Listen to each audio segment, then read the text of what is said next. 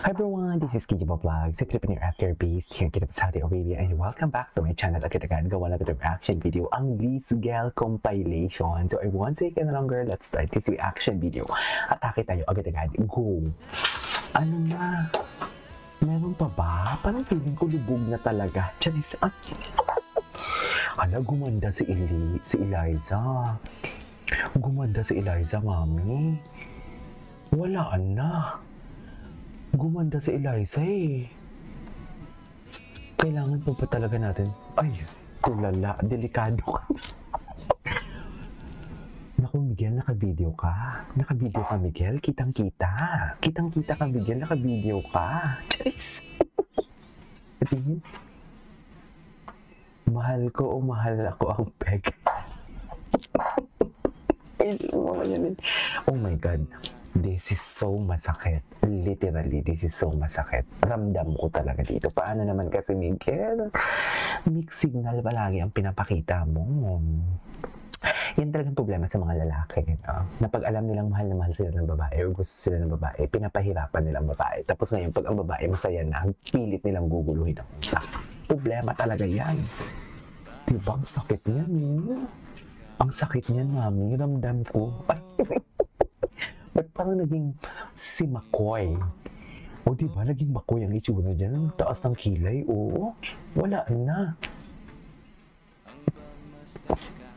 Wala na. Wala to me. Jeez, palubog na to. Pero I really love the love triangle, ah. Kung makikita ninyo, ang ganda lang ng ano, ng what you call this, atake nila.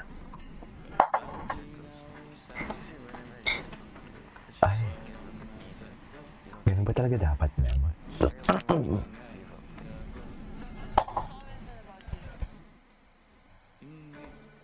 Ayan, no?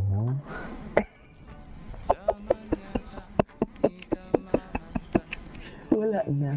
Mi, lubog na to, Mi. Lubog na lubog to, Mi. Sa totoo lang. Hindi. Aahon yan. Kasi alam mo bakit? Gusto din siya ni Eliza. Actually, makaano na ako ngayon. Depende na lang sa edit. Lizco and Lizgel. Alam mo yon. So, depende na lang talaga sa edit po. Eleco pala. Eleco or Lizgel. Depende na lang talaga sa edit. Pero ang na-vibe ko lang dito, baka gusto din naman siya ni Eliza. Kasi hindi naman yan mag-aano sa Eliza, di ba? Hindi naman yan what do you call this? Hindi open-ended ang sagot niya eh. It's just that may chance. Pero masaya siya ngayon sa piling ni Marco kasi nga sweet, something like that. So parang hindi ko din mag-gets yung tanong niya. Basta parang it's something like open-ended talaga ang kanyang ang sagot. Anyways, tuloy na ito.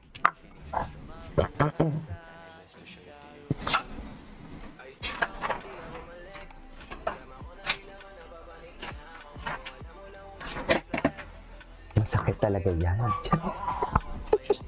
When Miguel did his part to win her back, but she chose the guy had known in just 2 weeks. Huwag naman ganun.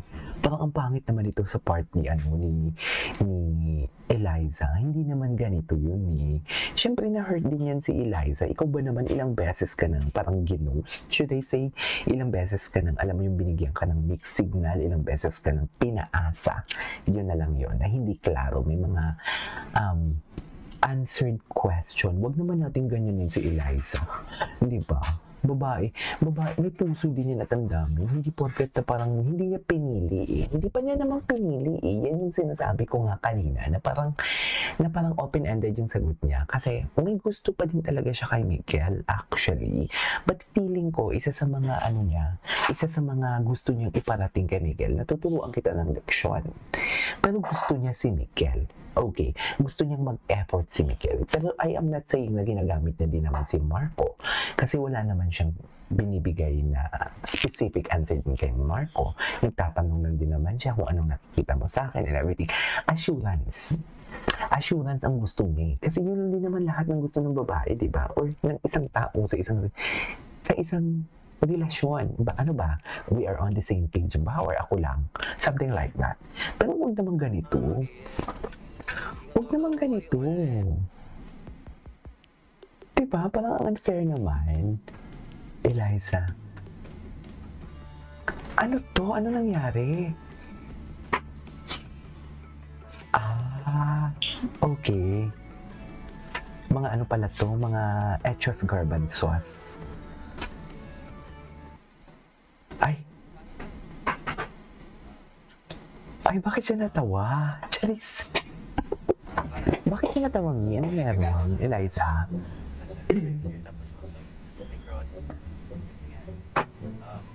I'm happy that he gets better Christmas presents. And then I suppose maybe the Lord is on his and he is for him.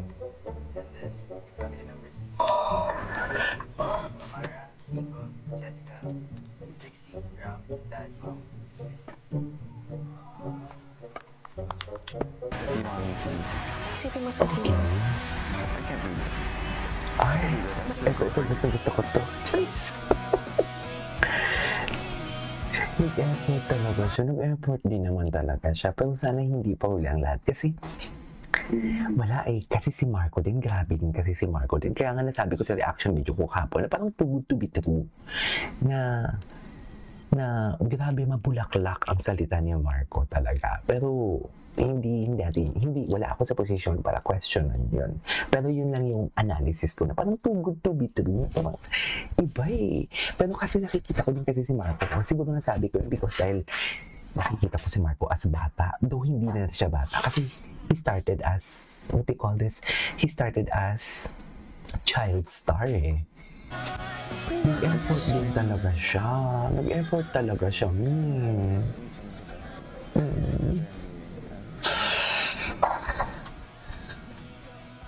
Make up your mind, Miguel, please. Ay, bakit Miguel Caprice na naman to? Bakit Miguel Caprice? Hindi ganun. Patingin Miguel. Hindi sila magkatabi that time, Gabi, 2 feet apart. Patingin. Tapos Miguel, Eliza. Okay.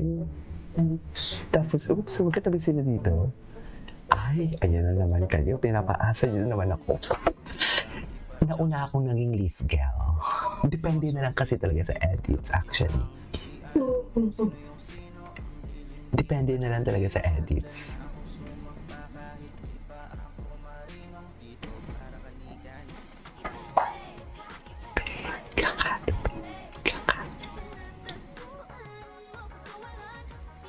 So, ganun ba talaga dapat, ma'am? Charis!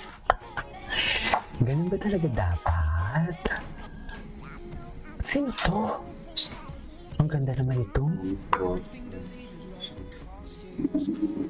Ano sila? Ay, titig kong titig. Okay. Bakit? Kamukha niya si Makoy. Makoy, yung kay Elise din. You remember that? Yung PBB din. Umiiwas na? Lubog na ba?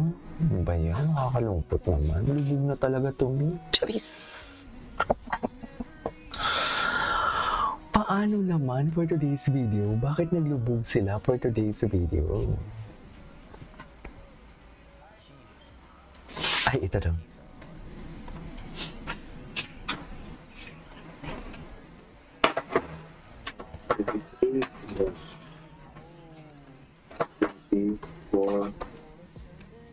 Okay. Ay, mag-a-Ashley. Ay, hello. Magkatabi naman pala eh. Charis, that glance. I know, right? Ay, totoo ba yan? Ano to? Ay, hindi na panood na natin to. Anyways, this is our for today's video from Liz Gal. This is Kiko Vlogs and see you on my next vlog. Bye!